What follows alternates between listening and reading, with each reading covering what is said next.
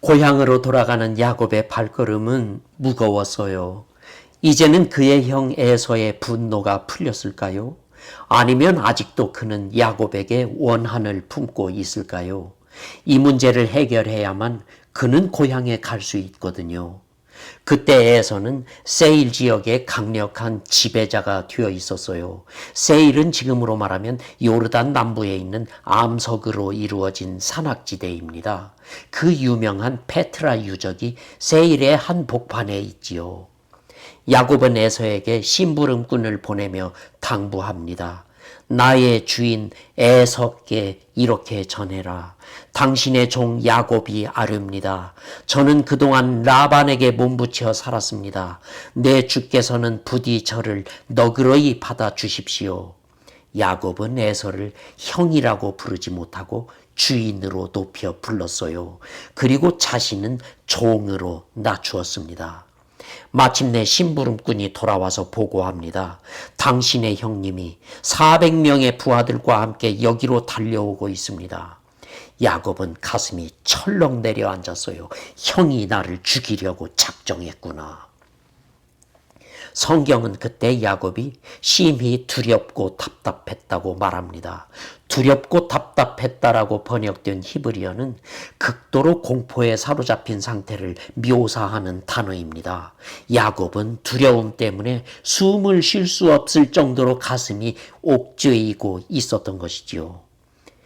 이런 야곱의 모습을 보고 누군가는 이렇게 말할지도 모르겠어요. 하나님이 야곱과 함께 하시고 그를 보호하고 계시지 않은가?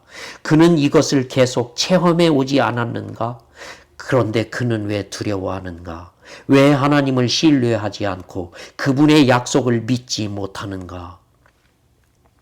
우리가 그 말을 반박할 수는 없습니다. 하지만 우리가 부인할 수 없는 사실이 하나 있어요. 그것은 인간은 누구나 육체의 한계를 가지고 있다는 것입니다. 인간은 육체의 연약함이나 불안이나 근심으로부터 자유로울 수 없습니다. 신앙을 가진 사람도 예외는 아닙니다. 위험에 부딪히면 누구나 두려움을 느끼거든요. 누구나 죽음 앞에서는 공포에 떨지 않습니까? 이럴 때 우리가 두려워하는 것은 문제가 아닙니다. 두려울 때 우리가 누구를 찾고 누구를 의지하느냐, 이것이 문제인 것이지요. 신앙이란 두려움이 없는 것이 아니고 두려움 속에서 하나님을 의지하는 것, 이것이 신앙이 아니겠습니까? 야곱은 머리를 짜내서 살아날 궁리를 합니다. 그는 식구들과 가축대를 두 편으로 나누어서요. 에서가 어느 한 편을 공격하면 나머지 한 편이라도 도망치려고 말이죠. 그러나 야곱은 알고 있었어요. 이것이 부질없는 짓이라는 것을 말이죠. 그는 결국 절박한 마음으로 하나님을 찾습니다. 그는 하나님을 이렇게 부릅니다. 나의 조부 아브라함의 하나님, 내 아버지 이삭의 하나님 여호와여. 아브라함과 이삭의 하나님 여호와는 약속의 하나님입니다. 야곱이 찾은 하나님은 약속의 하나님이었어요. 그는 기도하면서 먼저 하나님의 약속을 인용하고 있습니다. 주님은 저에게 이렇게 말씀하셨습니다. 고향으로 돌아가라. 내가 너에게 은혜를 베풀겠다. 그리고서 그는 하나님의 도움을 빌었습니다. 나를 내 형 에서의 손에서 건져주십시오. 그리고 나서 그는 또다시 하나님의 약속을 인용했어요.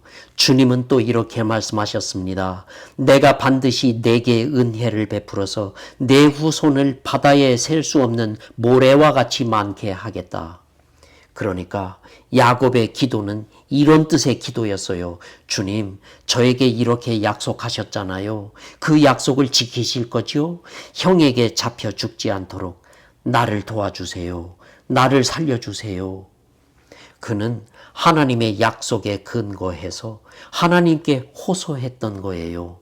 일찍이 그가 이렇게 간절하게 기도했던 적은 없었습니다. 야곱이 기도한 후에 어떤 일이 일어났을까요? 그의 마음에서 두려움이 사라지고 평안해졌을까요? 우리 야곱의 모습을 좀 더 지켜보십시다.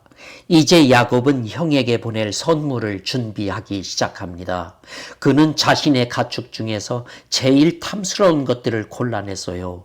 양과 염소, 암소와 황소, 나귀와 낙타 모두 합쳐서 수백 마리나 되는 굉장한 가축대입니다. 그는 그 가축대를 몇 대로 나누어 종들에게 맡기며 말했어요. 나의 형님에게 이렇게 말해라.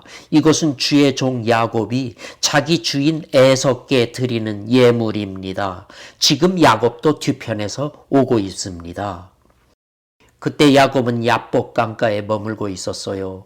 그는 가축대를 맡은 종들을 하나씩 강 건너로 보냈습니다. 밤이 되었을 때 마지막으로 그는 그의 아내와 자녀들을 강 건너로 보냈습니다. 이제 야곱만 홀로 강가에 남았어요. 외로움과 두려움이 밀려왔습니다. 그는 어찌할 줄을 모르고 강가를 서성거리고 있었습니다. 그때였어요. 갑자기 낯선 사나이 하나가 나타나서 야곱을 덮쳤습니다. 야곱은 반사적으로 물러서면서 상대의 허리춤을 움켜쥐었어요. 순간 야곱은 상대가 얼마나 강한지를 직감했습니다. 그의 몸체는 돌덩이와 같아서 야곱은 도저히 그의 맞수가 될 수 없었습니다. 그 사람은 야곱의 허리를 휘감아 안고 다리를 걸어서 야곱을 넘어뜨리려 합니다. 야곱은 재빨리 몸을 돌려 자세를 가다듬으며 소리쳤어요. 당신은 누구요? 왜 나를 공격하는 거요? 그는 대답하지 않습니다. 그는 야곱을 땅에 메어 꽂으려고만 합니다. 야곱은 상대의 공격을 간신히 피하며 그의 허리춤을 단단히 거머쥐었어요. 과연 야곱이 그의 억센 힘과 공격을 얼마나 버텨낼 수 있을까요? 그 와중에 야곱에게 한 가지 생각이 떠올랐어요. 어쩌면 이 사람이 나를 도울지도 모른다. 숨을 헐떡이며 야곱이 말합니다. 형이 나를 죽이려고 쫓아오고 있습니다. 이럴 땐 어떻게 해야 합니까? 그 사람은 대답이 없었어요. 그저 야곱을 제압하려고 덤빌 뿐이었지요. 야곱이 다시 말합니다. 나를 도와주십시오. 나를 이 수렁에서 건져주십시오. 제발 나를 살려주십시오. 여전히 그는 말이 없었어요. 두 사람은 엎치락 뒤치락 하면서 밤새 겨루었습니다. 동편 하늘이 뿌옇게 밝아왔어요. 야곱은 온몸에 힘이 빠져서 간신히 몸을 가누고 있었습니다. 갑자기 이 사나이의 몸놀림이 빨라졌어요. 그는 야곱을 동댕이 쳐서 떼어내려고 애를 쓰고 있습니다. 야곱은 필사적으로 그에게 달라붙습니다. 나를 불쌍히 여겨주십시오. 나에게는 돕는 이가 아무도 없습니다. 당신이 돕지 않으면 나는 살 수 없습니다. 순간 사나이는 손을 높이 들더니 야곱의 엉덩이를 내리치는 것이었어요. 뚝 소리가 나면서 야곱의 엉덩이 관절이 어긋나고 말았습니다. 아이고! 야곱은 외마디 소리를 지릅니다. 하마터면 그는 그 자리에 나동그라질 뻔했습니다. 이제 야곱은 힘없는 어린아이와 같이 되었어요. 엉덩이가 힘을 쓸 수 없으니 그는 제대로 서 있을 수조차 없습니다. 그래도 야곱은 죽기 살기로 그를 붙들고 늘어졌어요. 그 사람이 비로소 입을 열었습니다. 날 놓아라. 날이 새려고 하니 나는 가야겠다. 그럴 수는 없습니다. 당신이 나를 축복하지 않으면 나는 당신을 보내드리지 않겠습니다. 제발 나를 축복해 주십시오. 나를 버리지 말아 주십시오. 야곱의 눈물샘에서 눈물이 터져 나왔어요. 이마에서 땀이 비오듯이 흘러내립니다. 눈물방울과 땀방울이 그의 얼굴에 묻은 흙먼지와 뒤엉켜서 흙탕물이 되어 흘러떨어졌어요. 그 사람은 야곱을 붙들고 있던 손을 놓으며 물었어요. 네 이름이 무엇이냐? 저는 야곱입니다. 히브리어로 야곱은 움켜쥔다는 뜻입니다. 그때 야곱은 자신의 이름을 통해서 이렇게 자기 고백을 했던 것이 아닐까요? 나는 움켜쥐는 자입니다. 나는 지금까지 술수와 잔꾀를 써서 움켜쥐고 살아왔습니다. 그 사람이 말합니다. 내 이름을 다시는 야곱이라 부르지 말고 이스라엘이라고 해라. 히브리어로 이스라엘은 두 가지 뜻이 있습니다. 첫째로는 하나님과 겨룬다는 뜻이고 둘째로는 하나님이 싸운다는 뜻입니다. 이 둘을 종합하면 이스라엘이란 이런 뜻이지요. 이스라엘은 세상과 씨름하지 않고 하나님과 씨름합니다. 또 이스라엘은 하나님이 싸워주시기 때문에 자신의 힘으로 싸우지 않습니다. 그동안 야곱은 세상과 씨름했어요. 그러나 이제 그는 세상과 씨름하지 않고 하나님과 씨름할 것입니다. 그동안 그는 자신의 힘을 의지했어요. 그러나 이제 그는 자신을 위해 싸우시는 하나님을 의지할 것입니다. 창세기 32장 28절에서 야곱이 하나님과 겨루어 이겼다고 천사가 말했어요. 그러나 이게 사실일까요? 그는 정말로 하나님을 이긴 걸까요? 아니에요. 천사의 말은 야곱이 끝까지 하나님을 붙잡고 놓지 않은 것을 칭찬한 말일 뿐입니다. 그날 밤 씨름에서 진정으로 이긴 분은 하나님이었습니다. 왜냐하면 그날 이후에 야곱이 변화하기 시작했으니까요. 날이 밝고 햇살이 비쳤어요. 야곱은 절뚝거리며 야복강을 건넜습니다. 저 멀리 에서의 무리가 달려오는 것이 보였어요. 에서는 그들의 선두에서 낙타를 타고 자욱이 먼지를 일으키며 달려오고 있었습니다. 야곱은 지금 만신창이입니다. 그는 지팡이에 기대어 간신히 잘쏙잘쏙 걸음을 뗍니다. 그는 이보다 더 연약할 수 없을 정도로 연약해져 있습니다. 그는 아무것도 의지할 것이 없었습니다. 하지만 이제 그는 더 이상 어제의 야곱이 아닙니다. 어제까지만 해도 그는 불안에 사로잡혀 떨고 있었습니다. 그는 강가에 혼자 남아 어찌할 줄 모르고 발을 동동 굴렀어요. 그러나 지금 그는 에서를 두려워하지 않습니다. 그는 가족들의 맨 앞에서 걸어갑니다. 비록 금방이라도 쓰러질 듯한 자세였지만 그는 주춤거리지 않고 나아갔습니다. 아이러니하게도 야곱은 가장 연약해졌을 때 비로소 불안에서 해방됐어요. 그가 가장 연약한 그때에 그는 가장 강했던 것입니다. 어떻게 해서 그에게 이런 변화가 일어났을까요? 기억하십시다. 하나님은 야곱을 축복하기에 앞서서 그의 엉덩이를 어긋나게 하셨어요. 여기서 엉덩이가 상징하는 것은 잔꾀를 부리는 그의 습성이었습니다. 모든 것을 술수로 해결하려고 하는 버릇 말이죠. 야곱은 그동안 잔꾀로 문제를 해결해 왔습니다. 형의 장자권을 가로챌 때에도, 아버지의 축복을 받아낼 때에도, 자신의 재산을 불릴 때에도 그는 잔꾀를 부렸습니다.